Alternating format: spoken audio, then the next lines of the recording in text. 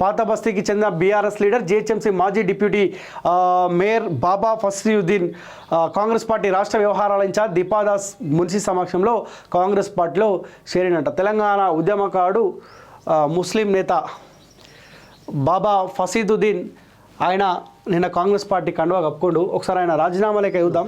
BRS party ప్రాథమిక సభ్యత్వానికి media spokes పర్సన్కి రాజీనామా. ఇదే రాజీనామా లేఖ. మెహమ్మద్ బాబా ఫసీదుద్దీన్ జీహెచ్ఎంసీ కార్పొరేటర్, బోరబండ సంబంధించిన కార్పొరేటర్. ఈయన మేయర్గా కూడా పనిచేసిండు, డిప్యూటీ మేయర్గా కూడా పనిచేసిండు. గౌరవనీయులైన బీఆర్ఎస్ పార్టీ అధ్యక్షులు కల్వకుంట్ల చంద్రశేఖరరావు గారికి విషయం: పార్టీ ప్రాథమిక సభ్యత్వానికి మీడియా స్పోక్స్ పర్సన్ పదవికి రాజీనామా. ఇటీవల కాలంలో పార్టీ అనుసరించిన విధానాలు నాకు నచ్చలేదు.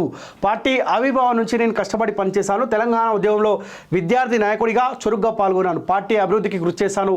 అలాంటి నాకు రాజకీయ భవిష్యత్తు లేకుండా కొందరు నాయకులు కుట్ర చేస్తుంటే అధినాయకత్వం వారిపై కనీస చర్యలు తీసుకోకపోగా వారికే మద్దతు ఇవ్వడం నన్ను తీవ్రంగా బాధించింది. రాజకీయంగానే కాకుండా భౌతికంగా లేకుండా చేసే కుట్ర జరుగుతుందని తెలిసి అధినాయకత్వం దృష్టికి ఎప్పటికప్పుడు తీసుకెళ్లిన ప్రయోజనం కనబడలేదు. గుండెల నిండా గులాబీ జెండాతో 22 ఏళ్ళు పార్టీ కోసం సిఫాయిగా పనిచేసిన ఉద్యమకాడికి రక్షణ కరువైంది.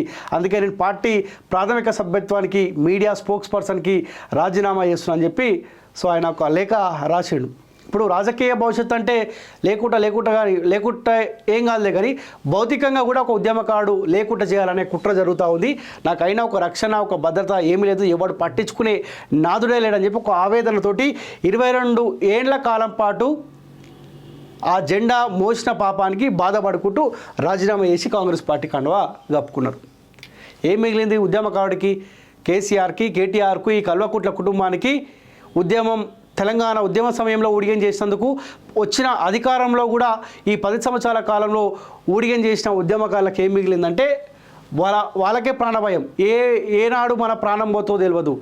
రక్షణనే కరువైంది ఉద్యమకారులకు.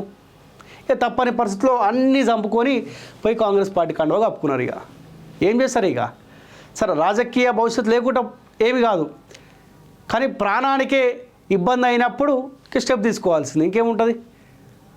ఆయన ఎన్ని ఇబ్బందులు పెట్టారంటే, ఈయన ఉద్యమకారుడు, బోరబండ కార్పొరేటరు, డిప్యూటీ మేయర్గా కొనసాగిండు, పనిచేసిండు. నిన్న మొన్న వచ్చిన వాళ్ళు ఈయన కంటే ఎక్కువ పెత్తానం. మళ్ళా వాళ్ళకు ఎవరు? కేటీఆర్ సపోర్టు. అందరికీ ఇదే. ఏ ఉద్యమకారుని పట్టించుకుండండి, ఉద్యమ ద్రోవులు అందరిని తీసుకుని ఆయన పక్కన పెట్టుకుంటూ ఏనాడు కూడా ఒక ఉద్యమకారుని కూడా పట్టించుకోలే. కనీసం కలిసే అవకాశం అని ఇచ్చిరా? ఏనాడని ఇచ్చినారా? రాను ఆ పార్టీ కథం అవుతుంది. ఆ పార్టీ కథం కావాలని కూడా కోరుకుంటున్నాం.